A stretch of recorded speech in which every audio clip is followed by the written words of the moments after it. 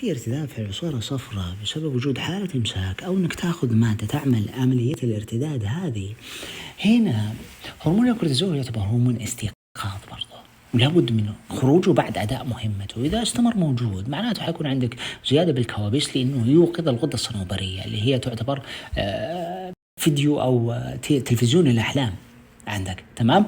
ويصير عندك أرق، يصير عندك كوابيس، تستمر حالة الإمساك، لأنه حالة الإمساك قد إذا صار لك ضغط نفسي ينحاس الجهاز الهضمي، ولا إذا انحاس الجهاز الهضمي تنحاس النفسية عندك، يعني يكون شغال على طريقين مع بعض، تمام؟ على الخطين مع بعض.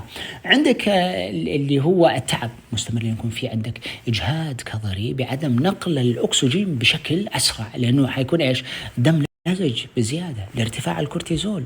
برضو ما في اللي هو أحد وظائف هرمون الكورتيزول اللي هو الدورة الدموية، يكون في فاعلية يعني لنقلها. كان في اضطراب في هرمون الكورتيزول، حكون ما في نقل الدم للدماغ إلى منطقة الفيجن أو منطقة الرؤية في الدماغ خلف اللواء الدماغ، فيصير عندك ذهاب البصر ثم عودته.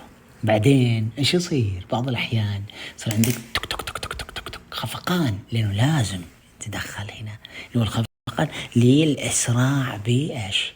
للإسراع بنقل الدم بشكل أكبر عشان تروح عنك اللي هو روحة الشوف هذه أو روحة البصر، عشان يرجع لك بصرك بشكل طبيعي وتكون بشكل طبيعي. فتكم بعافية.